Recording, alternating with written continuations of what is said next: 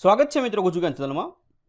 આ વિડીયોની અંદર આપણે વાત કરવાના છીએ કે તમારે જન્મ પ્રમાણપત્રની અંદર જો તમારું નામ છે, તમારા પપ્પાનું નામ, અટક, સરનેમ છે, એ જો તમારે ચેન્જ કરવી હોય અથવા તમારે ડેટ ઓફ બર્થ અથવા કોઈ બીજી કોઈ વસ્તુ ભૂલથી તમારીથી થઈ ગઈ છે અને જો એ તમારે અપડેટ કરવી હોય તો એ તમે કઈ રીતે કરી શકો એની વાત આપણે આ વિડીયોમાં કરવાના છીએ।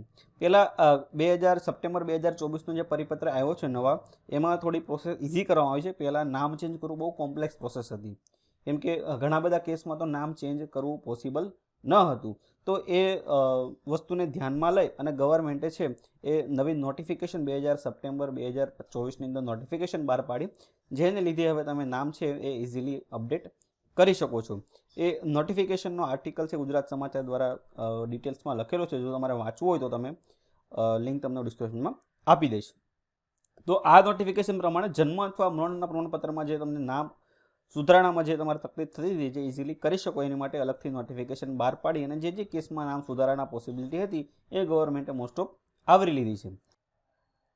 તો આ સંદર્ભે જે લાસ્ટ સોગંદનામું છે એ 2025ની અંદર જાહેરનામું બહાર પાડાયું હતું ગૃહ મંત્રાલય, એને અપડેટ કરી અને એવું મેન્શન કરવામાં આવ્યું કે જો તમે કોઈ વ્યક્તિનું નામ સુધારવા માંગતો હોય તો તેને ઉર્ફે કરી અને તમે નામ છે મેન્શન કરી શકો છો। જેનું જૂનું નામ માની લો કે મહેશભાઈ હોય અને જેને મહેશ કુમાર કરાવવું હોય કે ભાઈ કરાવવું હોય તો બીજું કોઈ કરાવવું હોય તો ઉર્ફે કરીને પણ મેન્શન કરી શકો છો। અને જો તમારે ઉર્ફે કરી અને ઘણા બધા ડોક્યુમેન્ટની અંદર ઉર્ફે વેલિડ નથી અને જો તમારે એ સ્પેસિફિક નવું નામ કરવું હોય તો તમે નવું નામ પણ કરી શકો છો।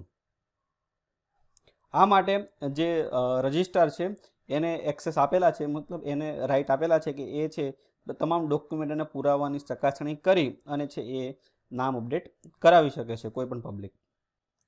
તો જાહેરનામાની આપણે વિગત જોઈએ તો રજિસ્ટરે ક્યાં સુધારા કરવા માટે અરજી કરી છે એ અરજીમાં સમર્થનવાળા ફોટાના અન્ય પ્રતિકો જે આપણે એની સાથે જે ડોક્યુમેન્ટ ટચ કરવાના છે એ ડોક્યુમેન્ટ ધ્યાનમાં છે રજિસ્ટ્રારે લેવાના હોય છે। કયા ડોક્યુમેન્ટ આપણે કરવાના છે એની વાત આપણે આગળ કરીશું।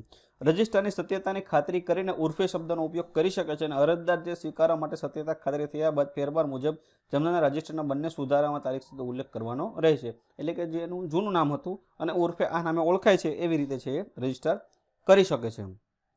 અત્યંત મહત્વનો પુરાવો હોવાથી જન્મના પ્રમાણપત્રમાં કોઈ મહત્વની વિગત કે કોઈ કપટ ભરેલી જણાય તો પુરાણોની ચકાસ બાદ ખાતરી ન થાય તો ત્યાં ફેરફારની મંજૂરી આપવી નહીં। જો તમારામાં કોઈ કપટ ભર્યું તમારું મતલબ કોઈ ઇન્ટેન્શન બરાબર નથી, તમે કોઈ ઇલીગલ વસ્તુ કરવા માટે તમે આ બર્થ સર્ટિફિકેટ અપડેટ કરવા માંગો છો તો એ તમારે રિજેક્ટ પણ કરી શકે છે।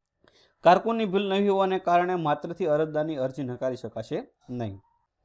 અગાઉ 12 સપ્ટેમ્બર 2019, 2016 તથા 2021નું જે જાહેરનામું આવ્યું હતું એ રદ કરવામાં આવ્યું છે। એટલે કે જે નવું જાહેરનામું છે એ તમારે લાગુ કરવાનું રહેશે અને એના આધારે નિર્ણય કરવાનો રહેશે। તો આ વાત કરીએ આપણે નોટિફિકેશનની। હવે આપણે વાત કરીએ જો તમારે એપ્લિકેશન આપ્યું હોય બર્થ સર્ટિફિકેટમાં નામ કે કોઈ બીજી વસ્તુ સુધારવા માટે તો એની માટે જે એપ્લિકેશન ફોર્મ છે એ ફોર્મની લિંક તમને ડિસ્ક્રિપ્શનમાં આપી દઈશ। આ જે ફોર્મ છે અમદાવાદ મ્યુનિસિપલ કોર્પોરેશનમાંથી લીધેલું છે એટલે એ માટે જ વેલિડ છે। જો તમારે કોઈ બીજો જિલ્લો આવતો હોય, ભાવનગર આવતો હોય, રાજકોટ આવતો હોય તો તમારું જે મ્યુનિસિપલ કોર્પોરેશન છે એનું ફોર્મેટમાં ચેન્જીસ હોઈ શકે છે, એટલે તમારે જે છે એ ત્યાંથી કલેક્ટ કરવાનું રહેશે। સૌપ્રથમ અહીંયા તમારે બધી જે તમારી પર્સનલ માહિતી હોય છે, નામ, તમારું જન્મ તારીખ, વોર્ડ નંબર, નોંધણી ક્રમાંક કે નોંધણીની તારીખ, એ બધી વસ્તુ અહીંયા નાખવાની છે। તો અહીંયા ડાબી બાજુ આવશે પ્રમાણપત્રમાં લખવામાં આવેલી ખોટી વિગત। તો ખોટી વિગત તમે શું અહીંયા લખી છે? તો માની લો કે તમારે કોઈ રસભાઈ દીર્ઘની મિસ્ટેક હોય તો જે વસ્તુ અહીંયા ખોટી લખેલી હોય એ તમારે લખવાની છે અને જે તમે સુધારવા માંગતા હોય સાચી વિગત છે એ તમારે આ સાઈડ લખવાની છે। જે વિગત તમારી ખોટી હોય, માની લો કે સરનેમ ખોટી હોય તો સરનેમ જે ખોટી છે ડાબી સાઈડ અને જે સુધારવાની છે જમણી સાઈડ। ડેટ ઓફ બર્થ ખોટી હોય તો તમે ડેટ ઓફ બર્થ ડાબી સાઈડ આવશે અને જે સુધારવાની છે જમણી સાઈડ આવશે અને પછી અહીંયા અરજદારની સહી આવશે। પછી આગળ વાત કરીએ જો તમારે સુધારણા માટે આપવું છે તો એની માટે કયા કયા પુરાવા જોઈએ તો એમાં તમારે ફર્સ્ટ નંબરમાં જોશે બાળકનો પુરાવો। તો બાળકના પુરાવામાં કોઈ પણ તમે જન્મ certificate, school leaving, bonafide, election card, Aadhaar card, આ જેટલા પણ ડોક્યુમેન્ટ મેન્શન કરેલા છે એમાંથી કોઈ પણ એક આપી શકો છો। એટલે આમાં તમે બાળકના પુરાવા તરીકે આધાર કાર્ડ બધા પાસે હોય છે તો એ તમારે અટેચ કરવાનું રહેશે। એવી જ રીતે સેમ રીતે પિતાના પુરાવાની અંદર મોસ્ટ ઓફ બધા પાસે અત્યારે આધાર કાર્ડ છે તો તમે એમાં પણ તમે આધાર કાર્ડ કરી શકો છો। પછી ત્રીજા નંબરમાં પણ અહીંયા માતાના પુરાવા તરીકે આધાર કાર્ડ। તો ત્રણેયના બાળકના, પિતાના અને માતાના ત્રણેયનો કોમન આપણે લઈ લઈએ તો તમે આધાર કાર્ડ એમાં આપી શકો છો ત્રણેય વ્યક્તિનું। પછી જે વસ્તુ તમારે અહીંયા અપડેટ કરવાની છે અન્ય પુરાવા એડિશનલ માટે તો એમાં આવશે માતા પિતાનું લગ્ન સર્ટિફિકેટ અથવા મેરેજ મેમો નંબર, બંનેમાંથી એક। પછી 50ના સ્ટેમ્પ ઉપર એફિડેવિટ, જો ઘણા કિસ્સામાં એફિડેવિટ માગે છે, ઘણા બધા કિસ્સામાં એફિડેવિટ માંગતા નથી. જો તમારે કમ્પલસરી હોય તમારે ત્યાં જઈને ઓફિસે પૂછી લેવાનું છે એફિડેવિટ આ કેસમાં જોશે. કેમ કે જો તમારું બહુ નામમાં ભાઈ અને કુમારના કેસમાં હોય તો એમાં એફિડેવિટની જરૂર પડતી, બાકી મેજર કોઈ ચેન્જીસ હોય તો એમાં એફિડેવિટ માગી શકે છે એ લોકો. તો એમાં ડોક્યુમેન્ટમાં થોડા ઘણા ચેન્જીસ હોઈ શકે છે. તો એ જો એફિડેવિટ જોતું હોય તો તમારે આપવાનું છે, બાકી અમુક કેસમાં જરૂર પડશે, અમુક કેસમાં જરૂર પડશે નહીં. પછી 2 સાક્ષીના એકરારનામા આઈડી પ્રૂફ સાથે, 2 સાક્ષીનું એકરારનામું જોશે આઈડી પ્રૂફ સાથે, એના પણ 2 સાક્ષીના આઈડી પ્રૂફ જોશે. 50ના સ્ટેમ્પ એફિડેવિટ, એ પણ સેમ કેસમાં છે, અમુક કેસમાં જોશે, અમુક કેસમાં જશે નહીં. પછી લાઇટ બિલ અથવા ટેક્સ બિલ, ઓકે. પછી અરજદારનું આઈડી પ્રૂફ જે આપણે ઓલરેડી આપેલું છે એ નાખવાની જરૂર નથી, અને રેશન કાર્ડ. આટલા ડોક્યુમેન્ટ છે એ તમારે સબમિટ કરવાના રહેશે ચેન્જીસ માટે. આ ડોક્યુમેન્ટ બધા કોમન છે.